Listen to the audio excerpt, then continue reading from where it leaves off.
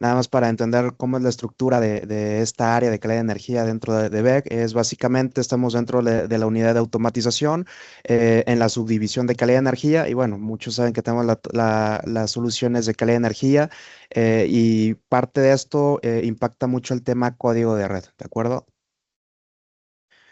Y bueno, hay que empezar algo muy básico, que es qué es calidad de energía. Realmente código de red lo conocemos mucho por calidad de energía. Más adelante vamos a ver que no al 100% es calidad de energía, hay muchos otros aspectos a considerar.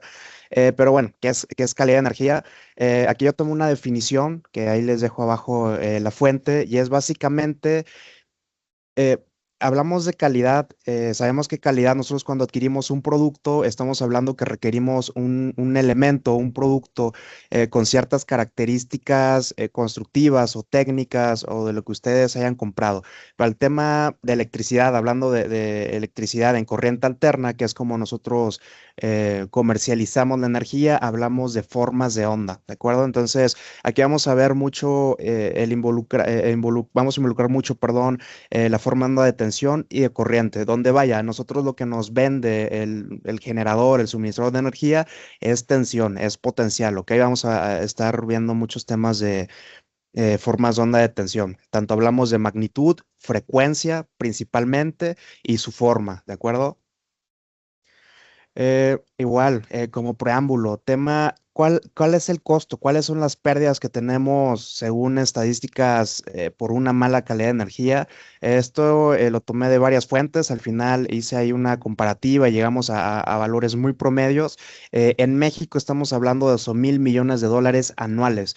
Y no precisamente estamos hablando al 100% de penalizaciones, algo involucrado a normativa. Aquí hablamos muchas veces de pérdidas indirectas como paros inesperados de líneas de producción por una mala calidad de energía, armónicas, eh, por daños en equipos electrónicos. Hablamos del reemplazamiento de estos equipos, hablamos de la reparación en caso de ser posible. Dentro de todos estos números, aquí vamos a englobar estos 12,000 millones de dólares anuales. Y ahí les dejo unos datos de otros mercados que en función del tamaño de mercado son muy adecuados a lo que más o menos tenemos nosotros en México con respecto al tamaño de mercado de otros países. Ahí hablamos de Unión Europea, de Estados Unidos.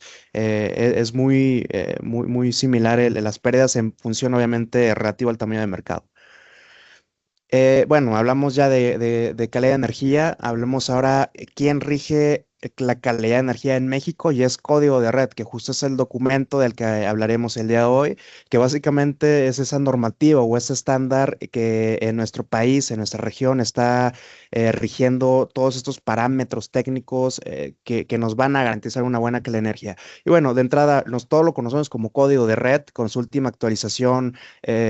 Que fue ahí en 2021. Conocemos código de red de 2.0, pero bueno, realmente su nombre completo es el que tienen en el primer renglón: disposiciones administrativas, etcétera. Pero hablamos ahí, las coloqué en negritas, de palabras muy importantes. ¿Para qué queremos un código de red? Para tener un sistema eléctrico, y no solo sistema eléctrico, incluso de nuestros centros de carga, con eficiencia, calidad, confiabilidad, continuidad, seguridad y sustentabilidad, ¿de acuerdo? Entonces, este es el nombre completo del código de red. Aunque bueno, mayormente lo conocemos como código de red. Al día de hoy, ¿cómo es la estructura administrativa, digámoslo así? Sabemos que hasta hace unos meses cambió de ser, o pasó de ser, mejor dicho, Comisión Reguladora de Energía a Comisión Nacional de Energía, que ahora está dentro de la Secretaría de Energía. Entonces, es el ente que para este caso mantiene vigente el código de red, que en su momento fue Comisión Reguladora, lo mantiene Comisión Nacional de Energía, ahora perteneciente a la Secretaría de Energía, ¿de acuerdo? Eh, a grandes rasgos, ¿qué contiene el código de red?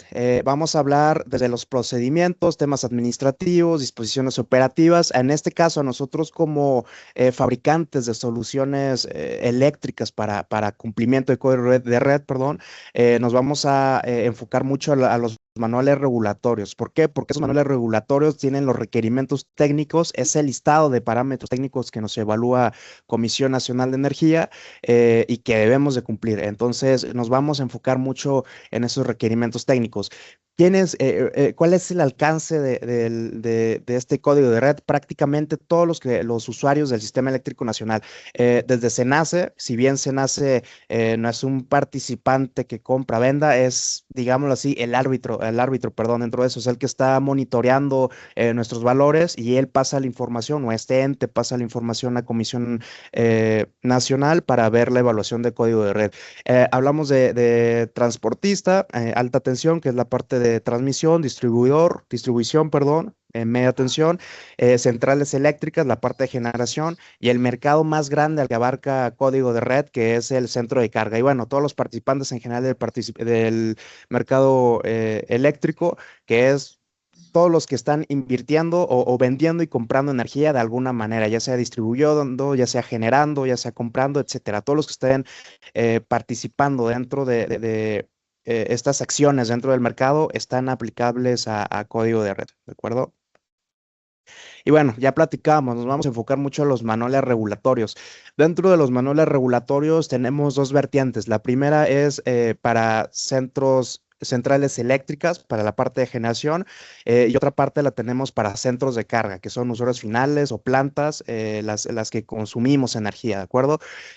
Dentro de estos manuales regulatorios tenemos, ya hablando de parte técnica, los parámetros evaluables, hablamos de frecuencia, tensión, calidad de potencia o calidad de energía. Esto para la parte de centrales eléctricas. Dentro de la parte de calidad de potencia tenemos desbalance de tensión, flicker, variaciones rápidas de tensión y distorsión tensión, perdón, armónica de tensión. Ojo aquí, recordar, un generador nos genera tensión o potencia en forma de energía potencial, tensión. Entonces aquí estamos hablando de distorsión armónica de tensión.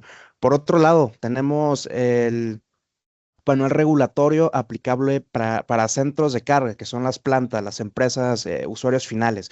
Aquí nos evalúan tensión, frecuencia, factor de potencia, aquí es un adicional, igual calidad de potencia o calidad de energía, solo que aquí, si se dan cuenta, hablamos de distorsión armónica de corriente. ¿Por qué? Generador genera tensión, centro de carga genera o consume corriente y es la responsable de regular la parte de distorsión en corriente. Volvemos a hablar de flicker y desbalance de tensión y corriente, ¿de acuerdo? De todos estos parámetros que vemos aquí, hay muchos que el propio generador o el carga dentro o más bien dentro de los contratos debemos tener ciertos valores de tensión, de frecuencia, pero hay otros que no, que nosotros tenemos que regularlos con algún otro medio, ¿ok? Alguna otra tecnología adicional a un generador, por ejemplo, la parte de regulación de tensión. Si bien el generador, perdón, puede regularlo de manera adecuada al inyectarlo en una condición ideal, nosotros al interconectar cargas podemos generar esas variaciones de tensión a nuestro generador. Mismo caso, bueno, vienen derivadas de la parte del flicker, las variaciones rápidas de tensión y la distorsión armónica de tensión. Todo esto va, si bien se lo evalúan al generador, mucho de esto es provocado por el tipo de carga a la que está conectado, ¿de acuerdo? Por otra parte, la parte de usuarios finales o centros de carga, aquí pasa lo contrario, aquí dependemos mucho de la generación para tener una buena tensión y una buena frecuencia. Tensión a la entrada, aunque vamos a ver que nosotros podemos ahí añadir métodos para regular nuestra tensión a la entrada de nuestro suministro. Aunque bien, esto otra vez debería ser responsabilidad de quien nos vende la energía. Eh, Factor de potencia lo generamos como centro de carga. Prácticamente todo lo de calidad de potencia lo genera el centro de carga. Entonces, para todos estos parámetros necesitamos añadir técnicas o equipos para poder regular y estar dentro de los parámetros que más adelante vamos a ver. Algunos datos interesantes de la parte de nuestro sistema eléctrico. Al día de hoy tenemos más de 90 gigawatts instalados de capacidad, ¿ok? De esos 90, más de 90 gigawatts, 90,000 megawatts, más de un 30%, más de una tercera parte sigue siendo ciclo combinado. Ahí tiene ciertas ventajas técnicas a tener ciclo combinado. La verdad es que necesitaríamos un código de red con una revisión más estricta aún en la parte de añadir sistemas de respaldo, como ves, para poder aumentar la capacidad en energías limpias. Que bueno, ahí vemos dentro de las energías limpias, la fotovoltaica, hidroeléctrica, siguen siendo porcentajes muy bajos, aunque bueno, tienen bastante potencial siempre y cuando nosotros primero cumplamos código de red, después podemos avanzar a otro punto de añadir temas de inercia eléctrica, por ejemplo, que es donde más adolecen este tipo de tecnologías a través de sistemas de almacenamiento ES, por ejemplo. Entonces, ahí datos interesantes.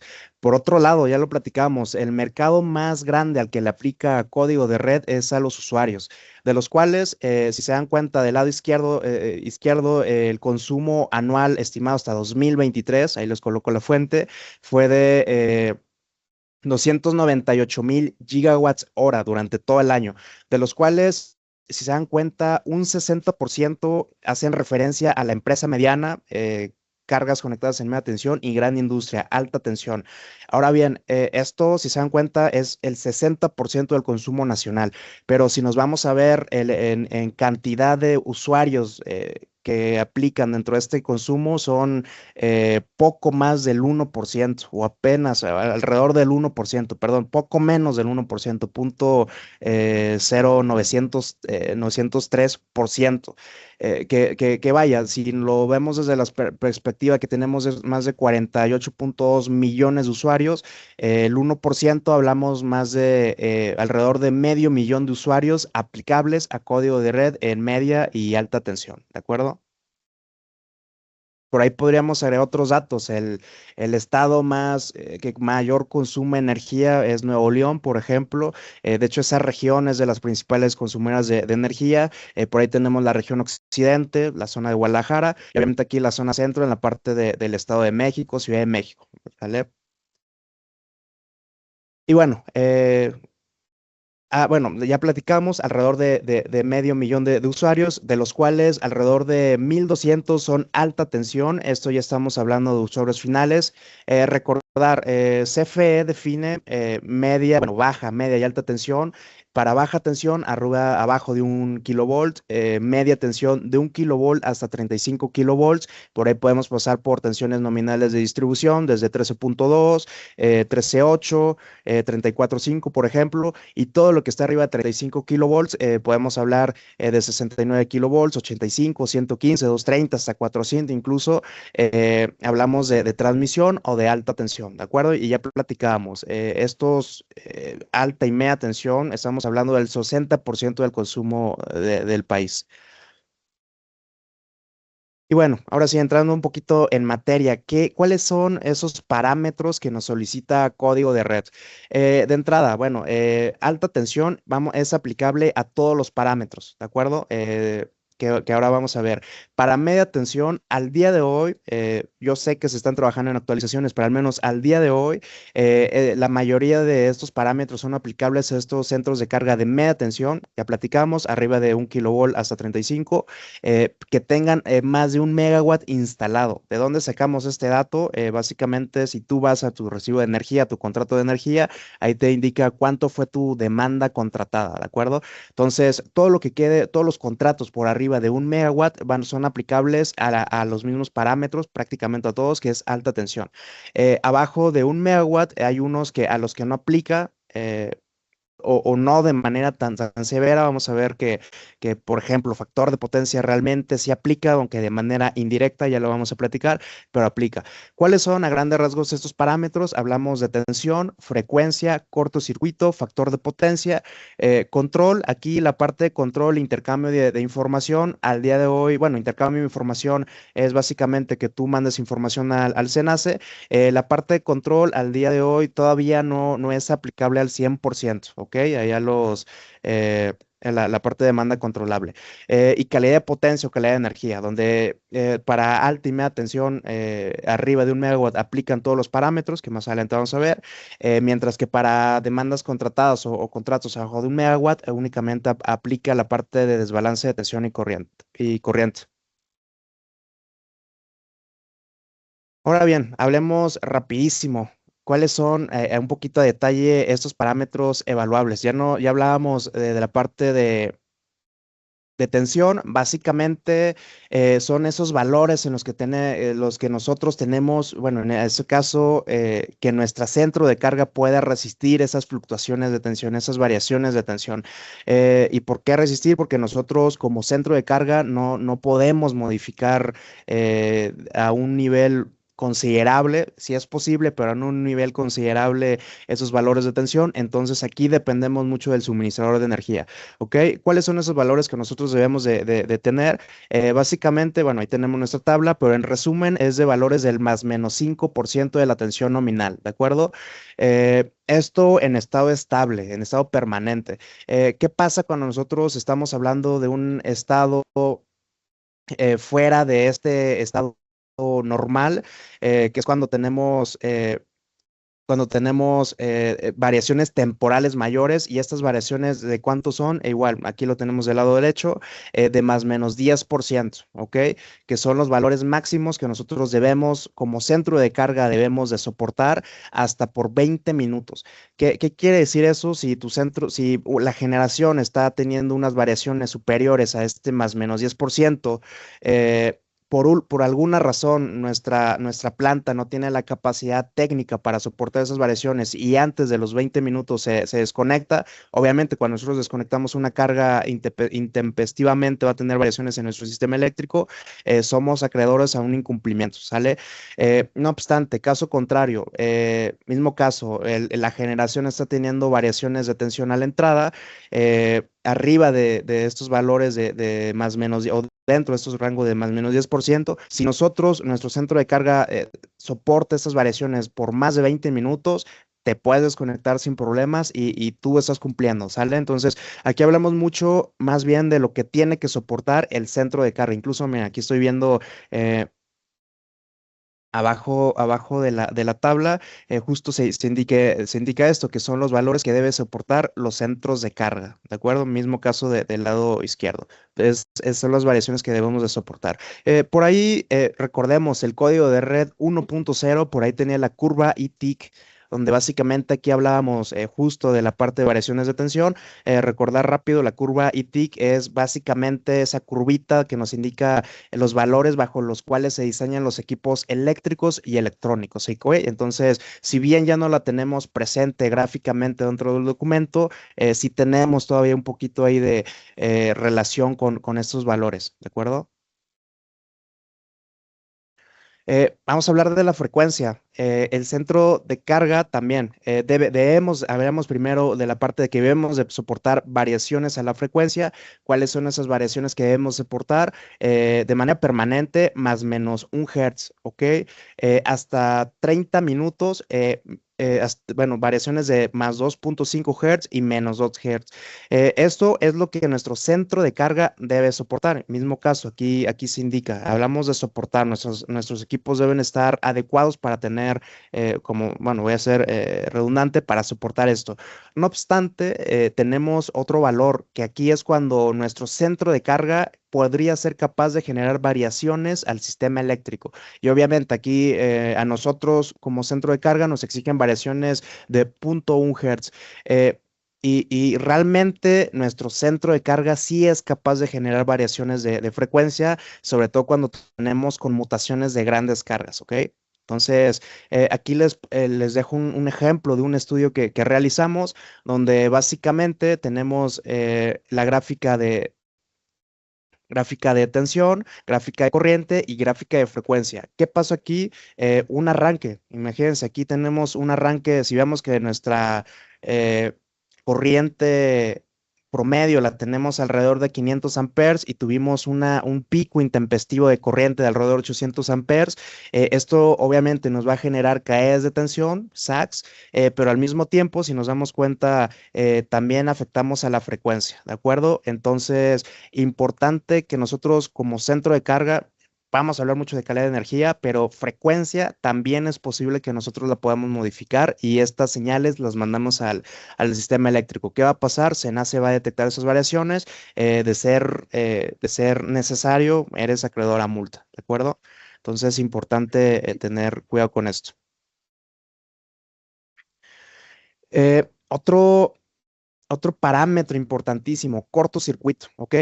Cuando hablamos de código de red, la mayoría habla de calidad de energía, pero cortocircuito es parte de tener una buena calidad de energía. Ya lo vimos al inicio, hablábamos de tener un suministro adecuado, seguro, eficiente, demás. ¿Qué pasa si nosotros al hacer una mala elección o sí, una mala elección de nuestros valores de cortocircuito dentro de nuestros elementos? Vamos a afectar, de hecho, incluso en mayor grado al sistema eléctrico. ¿Por qué? Básicamente, hablamos qué es el cortocircuito. Aquí tenemos un par de interruptores, ambos son caja moldeada, ambos son marco 160, pero existe una diferencia entre estos dos. Si nos vamos ahí a ver a detalle los valores de cortocircuito, hagamos un ejemplo. Hablamos del rango de 440 volts, el del lado derecho nos dice 130 kiloamperes, el del lado, perdón, lado izquierdo 130 kiloamperes, el lado derecho 20 kiloamperes. ¿Qué quiere decir esto? Esa es la capacidad máxima que pueden soportar de cortocircuito. ¿Qué es esto? Básicamente la corriente, sabemos que en un cortocircuito tenemos la máxima corriente posible en un sistema cuando es un cortocircuito entre fases, es la máxima corriente que el equipo puede soportar antes de destruirse y obviamente no operar, ¿ok? ¿Qué pasa si nosotros colocamos nuestra línea DW en un sistema de 65 kiloamperes a 480 volts? Básicamente es que si tenemos un evento de cortocircuito, el equipo se puede destruir y cuando hablamos de destruir, hablamos de mucha corriente, mucha incidencia de calor, podemos llegar a fundir el circuito interno del interruptor, este no va a abrir. Este no va a liberar la falla. ¿Qué va a pasar? La falla se va a ir hacia aguas arriba o hacia sistemas superiores de protección, ¿ok? Caso contrario, si tenemos una línea ACW para el mismo sistema 65 kiloamperes, eh, tenemos un evento de cortocircuito, este lo puede soportar, va a accionar y vamos a eliminar la falla, ¿de acuerdo? Entonces, a grandes rasgos, esto es lo que se debe de hacer el estudio de cortocircuito, importantísimo. Desafortunadamente pasa algo, cuando nos toca ir a hacer levantamientos a plantas, la verdad es que es un parámetro que muchas veces no se tiene importancia, ¿ok?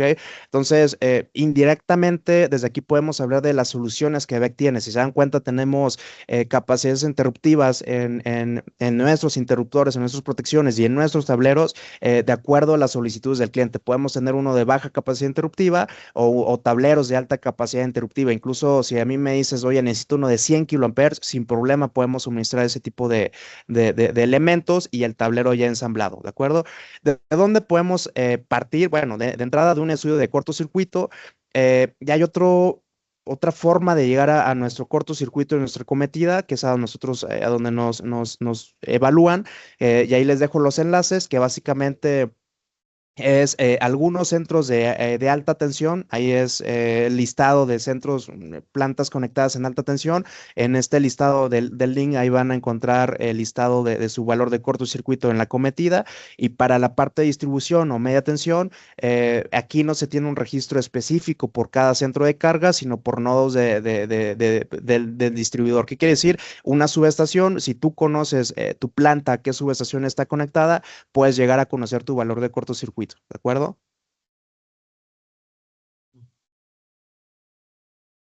Después, hablamos de protecciones.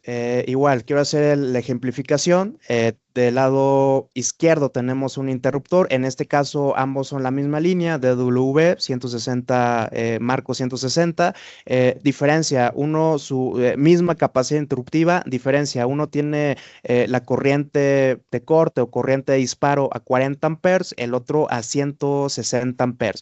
¿Cuál es la diferencia? Que obviamente en caso de una sobrecorriente, uno va a actuar primero que el otro, ¿de acuerdo? En función del tiempo y de la magnitud de la corriente. ¿Qué es esto? Hacer una adecuada coordinación de protecciones. De hecho, ahí vemos las curvas de coordinación de protecciones de estos elementos, donde básicamente, y es muy sencillo de entender, es aislar la falla en un circuito, ¿de acuerdo? Aquí les pongo un ejemplo en un diagrama unifilar. ¿Qué va a pasar si nosotros tenemos una falla en es un secador? Si nosotros tenemos una adecuada por coordinación de protecciones, el primer elemento a abrir es uno a la corriente adecuada para interruptor ese sistema, ¿ok? Obviamente dimensionado en función de esa carga. ¿Qué pasaría si nosotros hacemos una mala coordinación de protecciones y en este punto donde ya está abierto el sistema le ponemos el de 160 y arriba el de 40? Básicamente va a ser que el de 160 no va a abrir, va a abrir el de arriba. ¿Qué va a pasar en ese, el de No, 40? ¿Qué va a pasar? ¿puedo usar tu oficina Vamos, para que sea una sa- conferencia? vamos a sacar de ¿Quieres más operación mañana? a todo el tablero, Más ¿de mañana. acuerdo? No, ¿Me ayudan con sus no, micrófonos, por favor?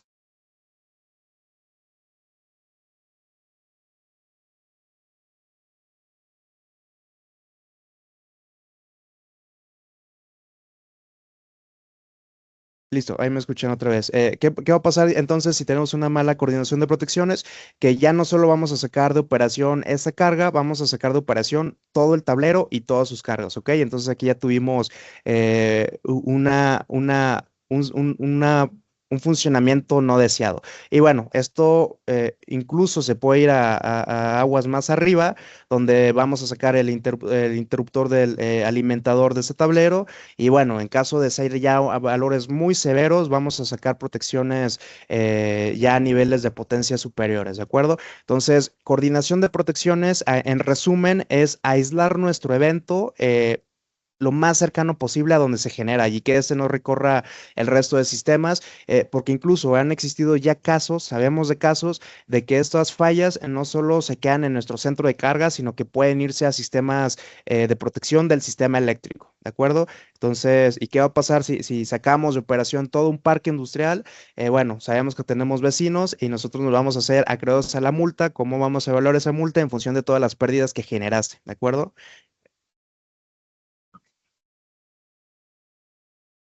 Siguiente parámetro, factor de potencia, que yo creo que es el parámetro por el que la mayoría conoce a código de red. Y bueno, ¿qué es factor de potencia? Por ahí he tenido muchas pláticas con mucha gente, el tema de que no hablamos de eficiencia energética. Pues bueno, tal vez eficiencia energética no, pero eficiencia eléctrica sí, sí podemos mencionarlo, ¿de acuerdo? ¿Qué es el factor de potencia? Es básicamente esa relación entre cuánta capacidad de energía tenemos disponible o de potencia tenemos disponible, mejor dicho, contra cuánta energía realmente utilizamos para generar trabajo útil, hablando de la parte eléctrica. Aquí no nos metemos en eficiencia total porque había que hacer una transformación en un motor, por ejemplo, eficiencia mecánica. No, en ese punto nos limitamos a eficiencia eléctrica, ¿de acuerdo?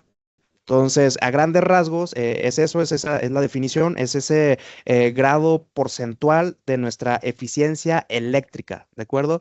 Eh, ¿Y por qué hablamos mucho de factor de potencia? Porque realmente factor de potencia deriva de muchas problemáticas dentro de nuestros sistemas.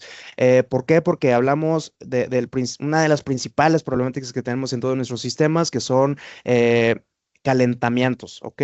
¿Qué pasa cuando tienes una baja eficiencia? Requieres de mayor corriente, aplicamos ley de Joule, mayor disipación de calor, mayor pérdidas de calor.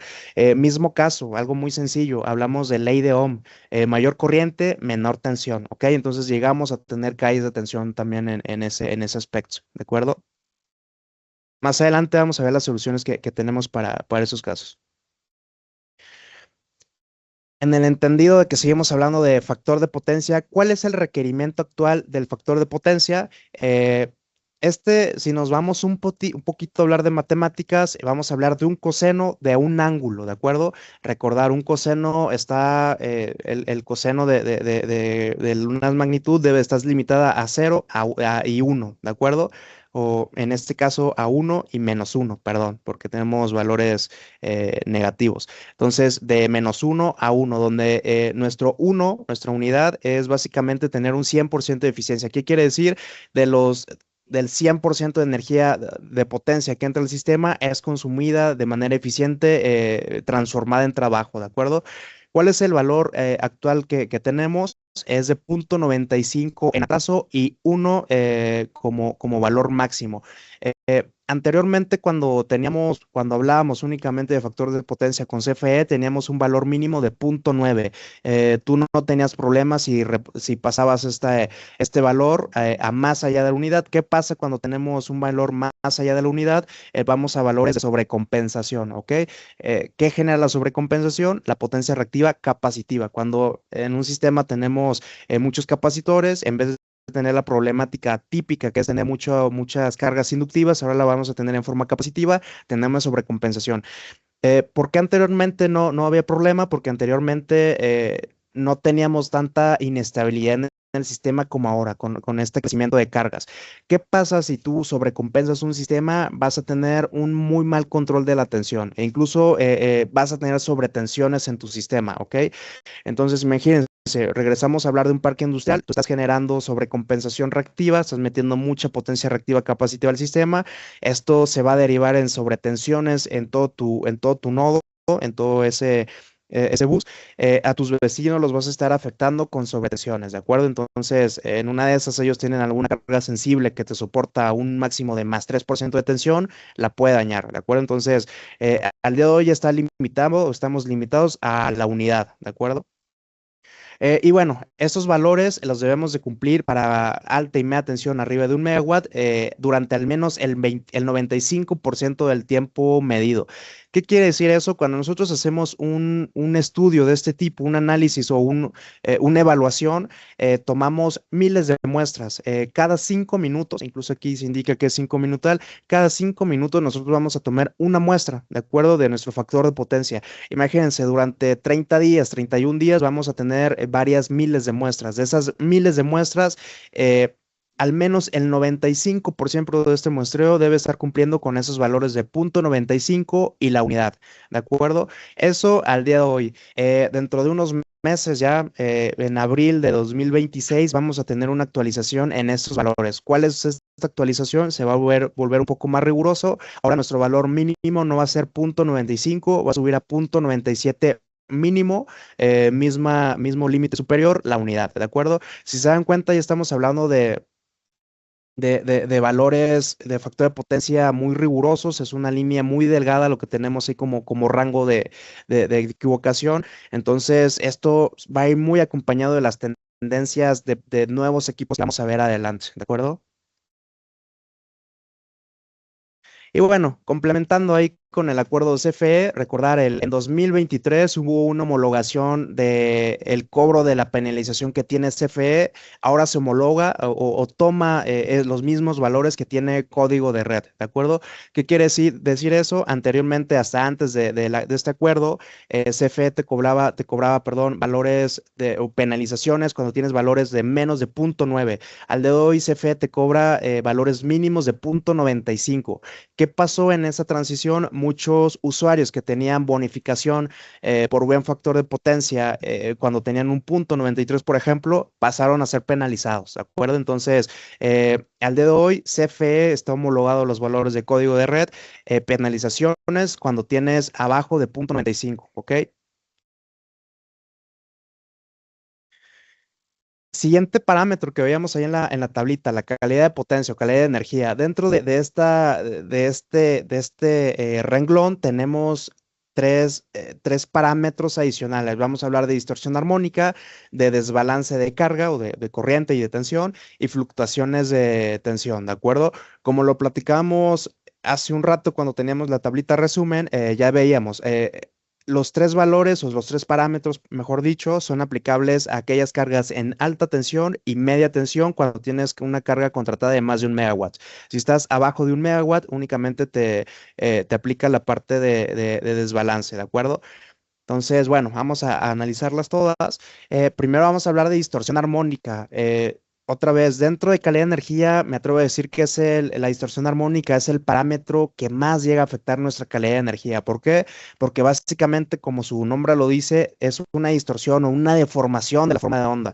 Todos tal vez pensamos que la energía que consumimos es perfectamente senoidal como lo estudiamos. Pero bueno, aquí tenemos un caso real. Por ejemplo, si se dan cuenta, esta forma de onda está totalmente distorsionada y así es como se está viajando en nuestras líneas dentro de nuestras plantas, dentro de nuestras instalaciones, y obviamente, imagínense, háganle pasar corriente formada, corriente con pequeñas sumatorias de corrientes adicionales a cualquier sistema, va a terminar degradándose prematuramente, ¿de acuerdo? Incluyendo transformadores, incluyendo protecciones, incluyendo barras de tableros, etcétera. Motores incluso son bastante afectados por distorsión armónica. Ahí es un tema bastante más complejo. Yo creo que más en otra ocasión lo podemos platicar. El tema de las armónicas de secuencia negativa afectan directamente a motores, ¿de acuerdo?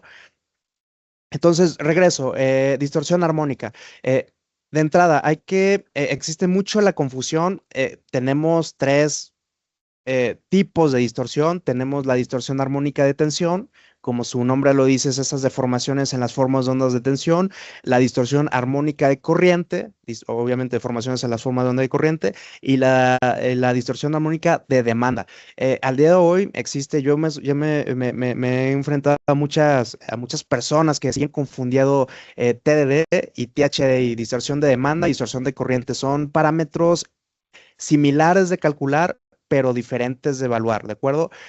¿Y cuál es la razón por la cual código de red evalúa distorsión de demanda y no distorsión de corriente? Es porque si nosotros vamos y evaluamos distorsión de corriente, podemos tener valores erróneos, digámoslo así, valores muy grandes, pero que son erróneos, ¿de acuerdo? Entonces, ¿cuál es la definición de distorsión armónica de demanda? Es básicamente la sumatoria, esta parte la mantenemos, es la sumatoria de las magnitudes, esas armónicas que tenemos, componentes armónicas en nuestro sistema. eh,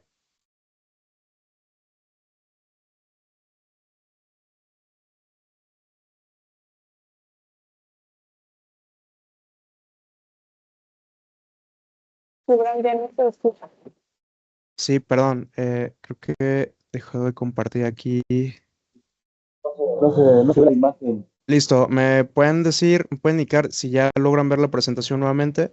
Sí se ve. Listo. Muchas gracias. Una disculpa, gracias, gracias. Entonces, platicamos, diferencia entre distorsión de demanda y distorsión de corriente.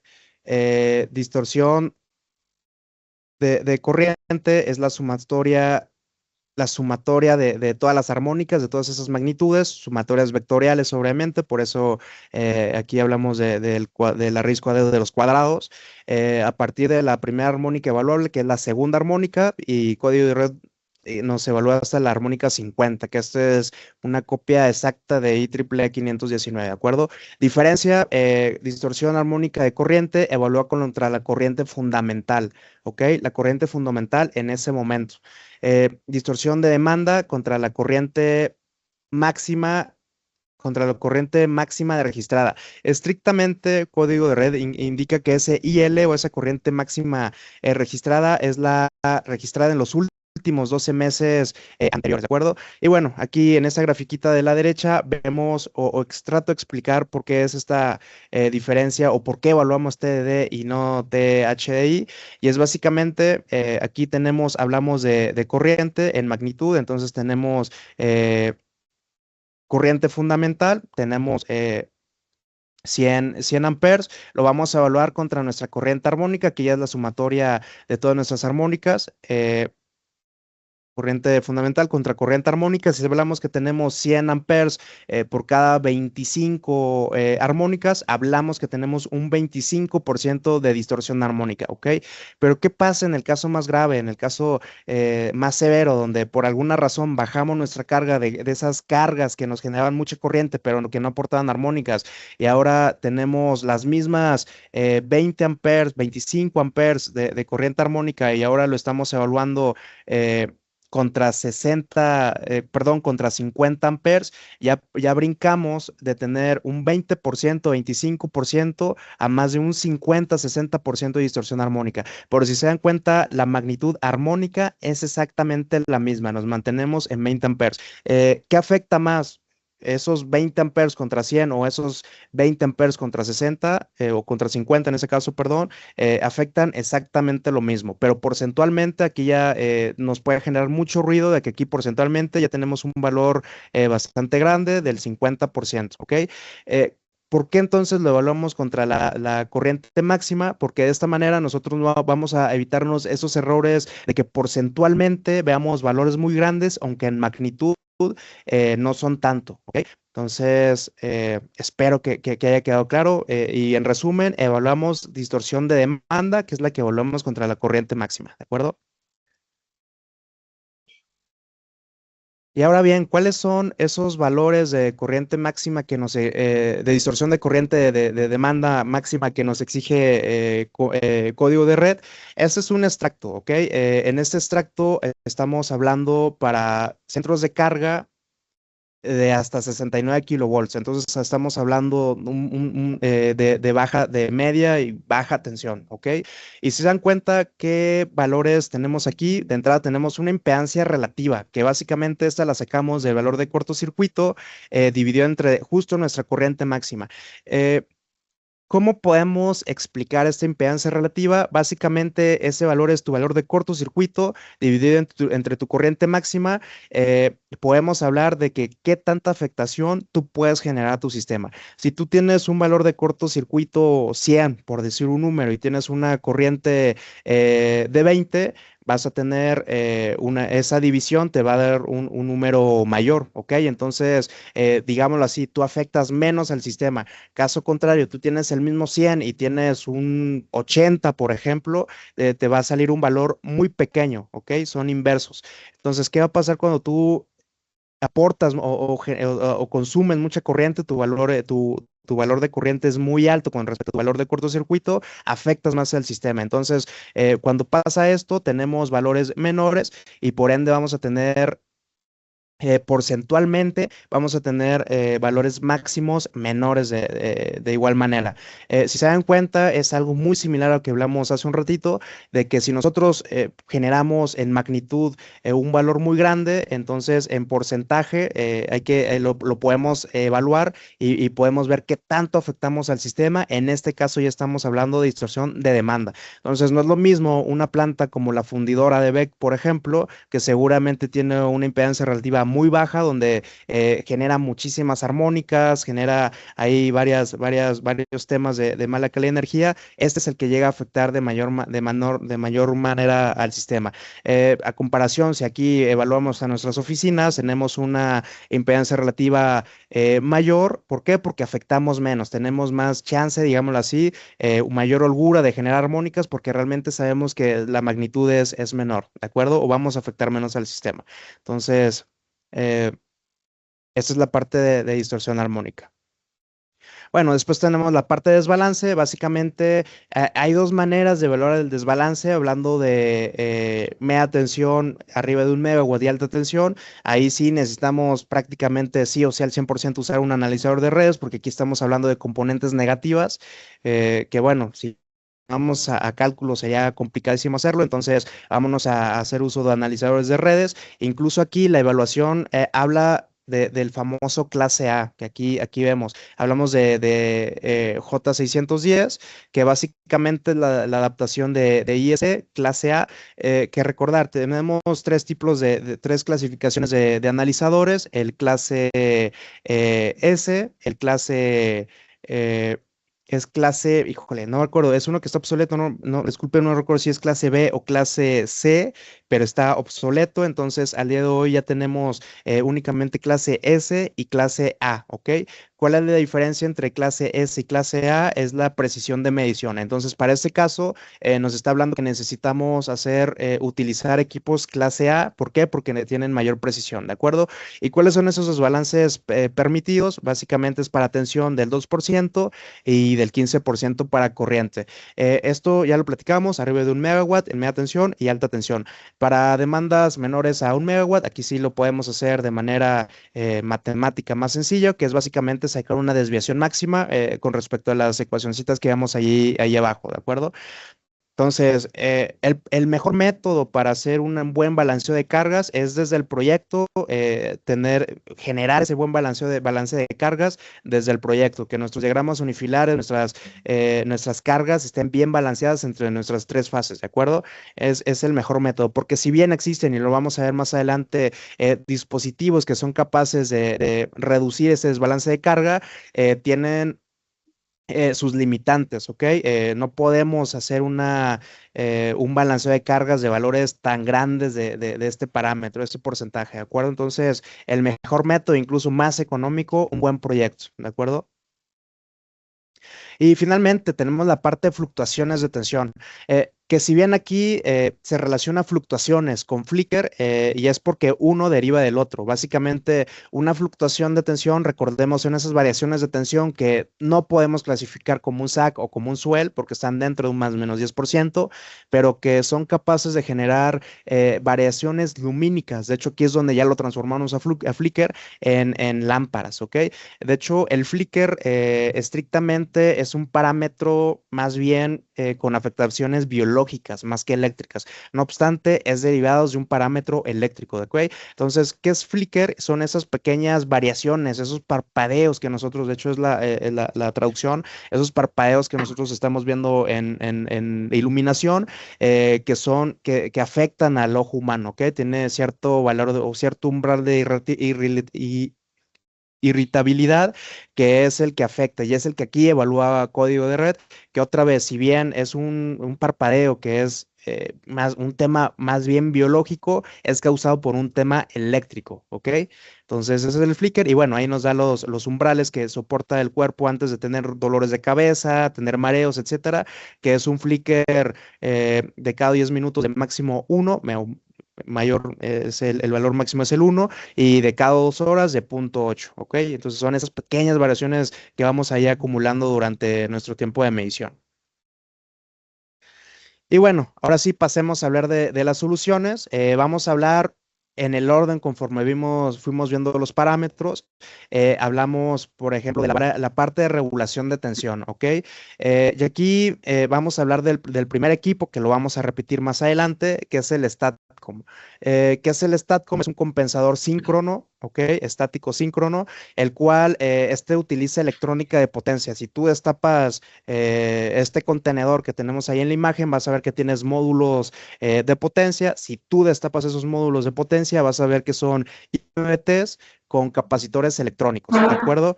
Esta combinación que nos genera una fuente regulada de tensión. Entonces, con esta fuente regulada de tensión, nosotros, obviamente, aprovechando la energía almacenada en los capacitores, cuando sea necesario, lo vamos a estar inyectando a nuestro sistema, ¿de acuerdo? Eh, Aplicaciones principales, esto, bueno, ya lo decíamos, cuando tú tienes fluctuaciones, variaciones de tensión provenientes del sistema eléctrico y tú quieres protegerte ante esas variaciones en la cometida. Entonces, esos son principalmente equipos en media tensión, alta tensión, incluso en algunas ocasiones, ¿ok? Pero son equipos muy aplicables en media tensión, ¿de acuerdo? Esto para la parte de variaciones de tensión. Principio de operación básico. Existe por ahí una formulita en la cual nosotros al inyectar potencia reactiva o en adelanto o en atraso, generamos ciertos movimientos o ciertas variaciones en nuestros niveles de tensión, ¿ok? Entonces, ¿qué pasa? Tenemos baja tensión, nosotros vamos a inyectar potencia reactiva capacitiva, subimos voltaje. Tenemos altas tensiones, inyectamos potencia reactiva inductiva, bajamos tensiones. Y esto, de hecho, es el principio de funcionamiento de regulación de tensión en la parte de generación, ¿ok? En parques eólicos, en parques fotovoltaicos, a través de este principio es como podemos regular tensiones en la parte de generación, ¿de acuerdo? Y aquí importante, ventajas contra un banco de capacitores, un compensador estático, el tiempo de conmutación son variaciones, perdón, tiempo de respuesta de menos de milisegundos, además de que hay un parámetro que es el PWM que tenemos a la hora de usar los IGBTs, que podemos modular la potencia o la corriente que estamos inyectando. Entonces, aquí no estamos atados a usar una cierta potencia de capacitor, sino que nuestro equipo a través de la electrónica de potencia interna puede hacer esa regulación del tamaño de pasos, digamos así, que incluso ni siquiera ya le hablamos de pasos porque es una regulación continua, realmente mete la potencia exacta que tú necesitas, ¿de acuerdo? Esto para la parte de regulación de tensión, principalmente aplicaciones en la parte de generación y media tensión o acometidas de usuarios finales, ¿de acuerdo? Siguiente solución que hablamos después ahí de factor de potencia, bancos de capacitores, que es yo creo que el equipo más básico para hacer la compensación reactiva, ¿de acuerdo? Entonces, bueno, en BEC tenemos, al día de hoy ya tenemos varios desarrollos, entonces ya no solo tenemos el banco fijo, banco interruptor, los semiautomáticos, el automático, incluso al día de hoy ya no es nuestro equipo más vendido. Vamos ahorita enseguida a ver cuál es nuestro equipo más vendido. Tenemos la parte automático con contactor, con tiristor, que al día de hoy se está vendiendo bastante más. Y bueno, ya prácticamente más del 90% de lo que fabricamos lleva reactor de rechazo por el tema de armónicas. Eh, a grandes rasgos, eso es nuestro banco de capacitores. Como ya es bien sabido, utilizamos unidades capacitivas heavy duty, o sea, son de muy alta expectativa de vida. Capacidades estándar desde 100 en automáticos hasta 1200 de manera estándar. Si alguien requiere 2500 kbr, 1800, etcétera, sin problema lo podemos fabricar. Ahí lo que vemos es nuestros potencias estándar. Grados de protecciones, las más comunes, 1, 12 y 3R, ¿de acuerdo? Sin problema. Tensiones de alimentación estándar, 480 y 240, sin problema podemos fabricar otros niveles de tensión especiales, 400 volts, 380, 260, 690 incluso en la parte de baja tensión, sin problema. La parte de UL es importantísima. Como saben, BEC está, bueno, BEC México dentro de Norteamérica está pensado mucho en este mercado. Entonces, certificaciones obligatorias para nosotros es la parte, obviamente, NOM y la SUEL. Incluso llegando a un punto, nuestro banco de capacitores automático puede hacer certificación con certificación UL, ¿ok? Sin problema. Entonces, la verdad es que este tipo de certificación es una súper ventaja y que nos ha estado llevando a proyectos de alto porte, ¿de acuerdo? Y ahora bien, seguramente aquí anteriormente vimos el banco automático normal y ahí vimos que decía para corrección dinámica. ¿Cuál es la corrección dinámica? Básicamente podemos mantener la mayor parte de la topología del banco automático convencional con contactores. ¿Qué vamos a hacer? Vamos a eliminar, vamos a quitar contactores y ahora le vamos a meter un método electrónico de electrónica de potencia para hacer las conmutaciones de nuestros capacitores, ¿ok? Eh, ¿Qué ventajas tenemos con eso? Bueno, de entrada, ¿cómo opera el tiristor? A diferencia del contactor, de entrada es que el principal punto es que las conmutaciones, ya sea la conexión o desconexión, la va a hacer siempre que la forma de onda de tensión esté en un cruce por ceros, ¿ok? ¿Qué ventaja tenemos? De entrada, a la conexión, que vamos a evitar las corrientes de inrush que nos pueden llegar a generar los capacitores o esas pequeñas variaciones, incluso no precisamente la corriente de inrush en el propio capacitor, sino nos puede llegar a generar impulsos oscilatorios en otros, en el sistema en general, y ese transitorio puede llegar a dañar algún otro equipo, ¿de acuerdo? Entonces, en este caso, ¿qué es lo que hacemos? Nosotros hacemos que se conmute por cero. Entonces, si nos vamos otra vez a las matemáticas, si tú tienes una tensión cero, corriente cero, y va aumentando gradualmente, ¿ok? Entonces, de ahí eliminamos temas de calidad de energía. Y más importante, o no más importante, sino algo muy interesante que es la parte de por qué se convierten en conmutaciones dinámicas o ultra rápidas, es a la desconexión. Recordemos, el principio de operación de un capacitor es que este almacena energía, almacena potencial eléctrico, ¿ok? Entonces, ¿qué necesitamos para que este lo libere? Descargarlo de alguna manera. ¿Qué pasa con los bancos convencionales? Si tú desconectas a través de un contactor, el capacitor se queda cargado de esta potencia reactiva, ¿de acuerdo? Entonces, ¿cómo la disipamos? A través de pequeñas resistencias de descarga, las cuales se tardan 30, 60 o 90 segundos en baja tensión, 5 minutos en media tensión. ¿Qué hacemos entonces para evitar esa descarga y evitar pérdidas de tiempo entre que mientras estoy descargando y entro una carga y no tengo más capacitores para hacer esa compensación? Agregamos tiristores. ¿Qué hacemos entonces? Nosotros vamos a desconectar el capacitor cuando esté en su cruce por cero, corriente RMS cero, es un indicativo de que no tenemos nada que descargar. ¿Por qué? Porque el equipo ya está totalmente descargado, el capacitor está totalmente descargado. ¿Qué hacemos entonces? Si nosotros desconectamos en este punto, al siguiente medio ciclo, ya que el equipo no está cargado, vamos a poder conectar el mismo capacitor. Entonces, tiempos de respuesta de bancos con tiristores, hablamos de menos de 10 milisegundos, estrictamente 8.3 milisegundos nuestro tiempo de respuesta, ¿de acuerdo?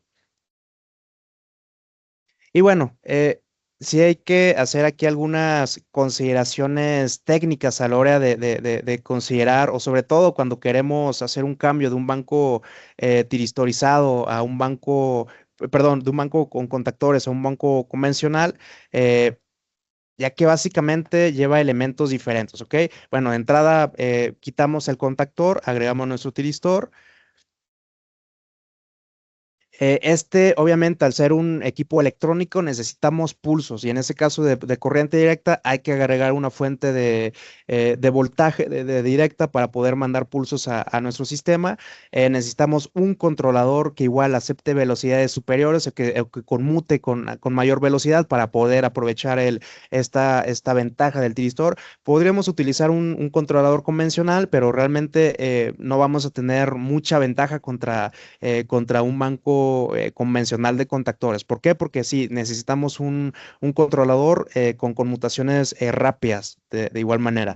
Y bueno, finalmente el tipo de fusible que usamos, en ese caso queremos proteger electrónica de potencia, son fusibles ultra rápidos, ¿de acuerdo? Entonces, estos son los elementos principales de los que cambia un banco de capacitores tiristorizado contra un banco de capacitores con contactores mecánicos, ¿de acuerdo? Y bueno, una tecnología aún más nueva y con mayores ventajas son los generadores estáticos de bars, ¿de acuerdo?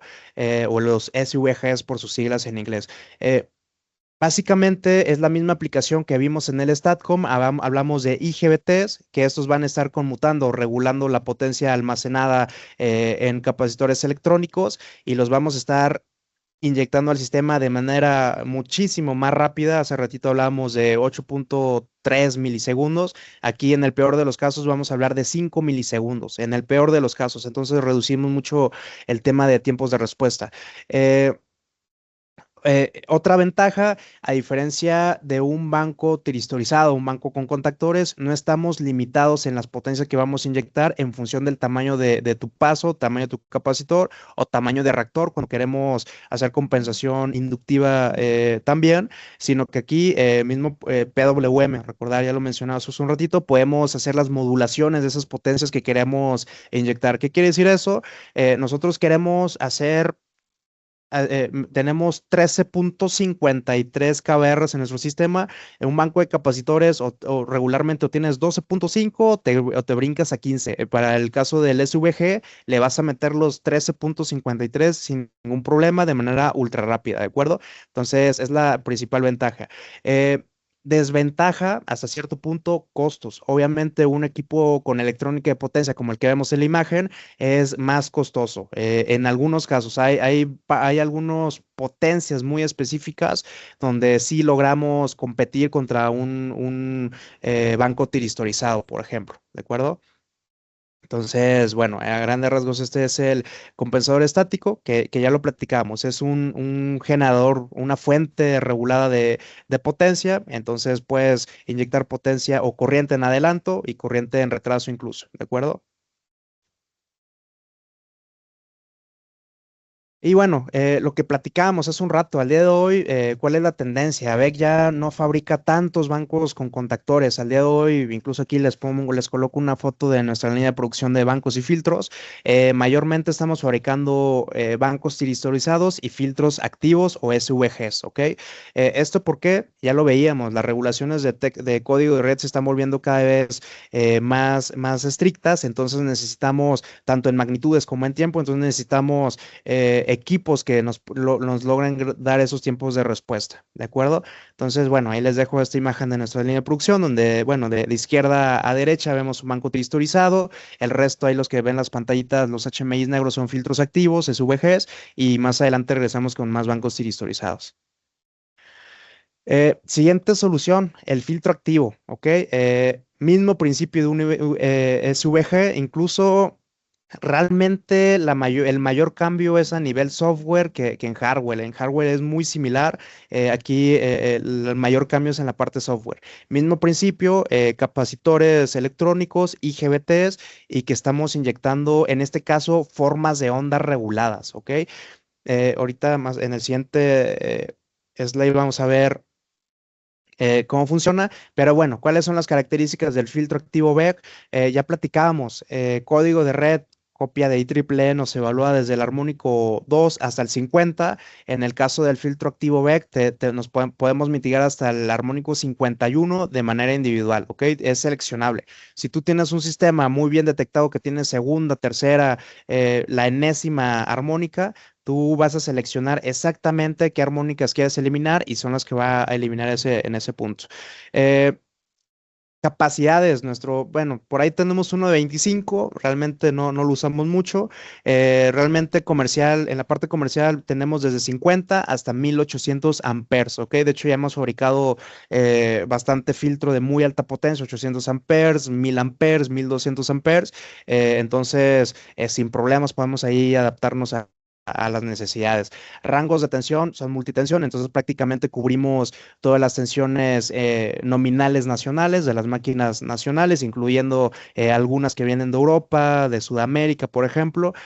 Y si tú necesitas alguno de, no sé, 690 volts que llegamos a tener casos, sin problema podemos fabricarlo a 690 volts. Topología de IGBT, tres niveles, importantísimo este punto. La mayor parte de estos equipos en el mercado son de segundo nivel. ¿Qué quiere decir de segundo nivel? Eh, que por cada fase conmutada lo hacen a través de dos IGBTs. En nuestro caso, nosotros, al ser de tercer nivel, usamos cuatro IGBTs por fase. Ventajas, menos ruido. Muchas veces prendemos un filtro activo y zumba mucho. En nuestro caso, me atrevo a decir que suena más el extractor que el propio equipo conmutando. Menor disipación de calor, menor pérdida de calor. Tenemos un divisor de corriente, perdón, ya no dividimos entre dos, sino que entre cuatro, bajamos temperaturas y mayor velocidad de conmutación. Es importantísimo la topología de nuestros equipos. Frecuencia de operación, pues vaya, las estándar. En nuestro caso tenemos el principio maestro-esclavo, donde podemos poner un maestro, un HMI, con un módulo maestro y 11 más en paralelo en forma de esclavos, ¿de acuerdo? Tiempos de respuesta menores a 5 milisegundos. Y bueno, armónicas, ¿cuál es el valor óptimo de mitigación de armónica? Menos del 5%? Obviamente esto bien dimensionado, ¿de acuerdo? ¿Por qué? Porque muchas veces queremos tener una distorsión menor a esto, pero si no hacemos un buen dimensionamiento, bueno, ya no es error del equipo, fue un error de dimensionamiento, ¿de acuerdo? Y bueno, el principio básico de operación, relativamente aquí lo explicamos muy sencillo, es que nosotros tenemos un generador de distorsión armónica, variador de velocidad, una carga no lineal, tenemos esas deformaciones ahí en el punto donde estamos midiendo. ¿Qué va a hacer el equipo? De igual manera, este filtro activo tiene sus TCs que están midiendo esas formas de onda. Lo que van a hacer es inyectar esas mismas formas de onda pero en sentido contrario. ¿Qué quiere decir? Vamos a hacer una resta vectorial ahí de formas de onda. ¿Para qué? Para que a nuestra salida o después del filtrado y lo que vamos a mandar a la red y lo que nos está evaluando Comisión Nacional de Energía es una forma de onda más limpia. Aquí estamos viendo una única armónica, pero bueno, ya vimos que nuestro equipo puede hacer esta mitigación de más de 50 armónicas, ¿de acuerdo? Entonces, y obviamente todo esto de manera simultánea. Y bueno, la última solución, ya hablamos bancos de capacitores para la parte de variaciones de tensión. Incluso, perdón, aquí olvidé la parte de nuestro filtro activo, también tiene la aplicación de balanceo de cargas trifásicas. ¿Qué quiere decir eso? Que tenemos cierto porcentaje máximo de desbalance. Podemos hacer regulación de tensión, también, mismo principio que platicamos en un inicio con el StatCom. Corrección de factor de potencia, platicamos básicamente lo que diferencia un SVG de un filtro activo, una AHR, es el software. Entonces, si nosotros metemos ambos software dentro de de un mismo programa, podemos hacer ambas funciones y obviamente distorsión armónica. Y esas cuatro funciones las puedo hacer de manera simultánea, ¿de acuerdo? Otra vez, bien dimensionado siempre. Si nosotros queremos hacer esas cuatro aplicaciones, tenemos que hacer un dimensionamiento para cada una y sumarlas al final. Y obviamente incluso por ahí debemos de dar un porcentaje de factor de sobredimensionamiento por el tema del calentamiento que toda la electrónica de potencia tiene y que prácticamente todos los fabricantes de electrónica de potencia nos indican, ¿de acuerdo? Entonces, eh, continuamos.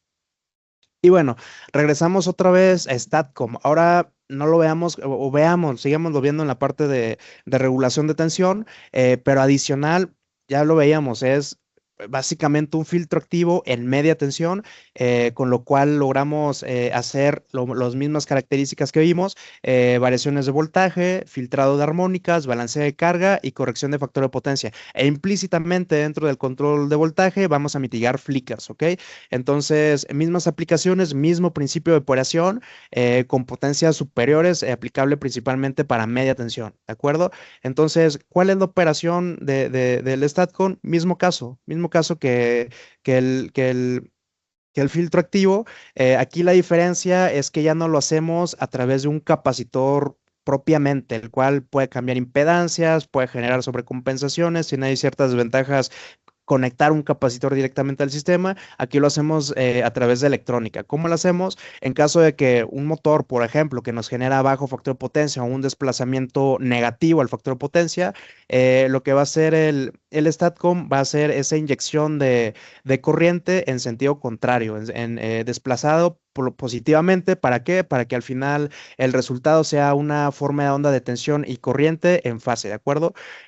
Caso contrario, lo mismo puede hacer el SVG o filtro activo, es si llegamos a tener casos donde tenemos cargas capacitivas o corrientes en adelanto, el equipo va a inyectar corrientes en retraso, ¿ok? Esto para que al final hagamos esta adecuada regulación y tengamos un resultado de formas de onda en fase. Y finalmente, principio de filtrado de armónicos, mismo caso que el filtro activo, el equipo va a estar detectando qué armónicas tenemos. Aquí hacemos una descomposición a través de series de Fourier. De esta manera vamos a ver las armónicas individuales en magnitud y frecuencia y las vamos a inyectar de igual magnitud y frecuencia, pero en sentido contrario. ¿Qué hacemos? Una resta vectorial, ¿ok?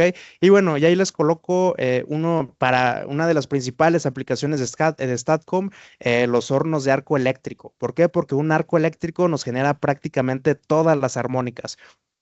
Ya es sencillo de entender el por qué.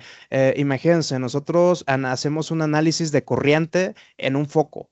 ¿Qué pasa aquí? Lo hacemos a través de ley de Ohm. ¿Por qué? Porque nuestra resistencia es todo el tiempo la misma. Puede cambiar ahí por calor y temas más bien del material, pero es prácticamente despreciable. ¿Qué pasa con un horno de arco eléctrico? El material conductor es la chatarra. ¿Qué pasa con esa chatarra? Prácticamente es una impedancia totalmente inestable que nos va a generar todos estos niveles armónicos, ¿de acuerdo? Entonces, bueno, a grandes rasgos son las soluciones que al día de hoy Beck cuenta, adicionando también, y aquí, bueno, aquí era muy enfocado a equipos, servicios de ingeniería, como puede ser los estudios de calidad de energía, estudios de flujo de cargas, tanto para generación como para centros de carga, etcétera, ¿ok? Y posteriormente les podemos apoyar a hacer este tipo de recomendaciones para ver el mejor equipo, un filtro activo, un tiristorizado, un banco, un StatCom, etcétera, ¿de acuerdo? Entonces, bueno, hasta aquí terminamos con la presentación, nos pasamos un ratito del tiempo, pero bueno, tenemos 15 minutos para preguntas. No sé si alguien ya tiene alguna pregunta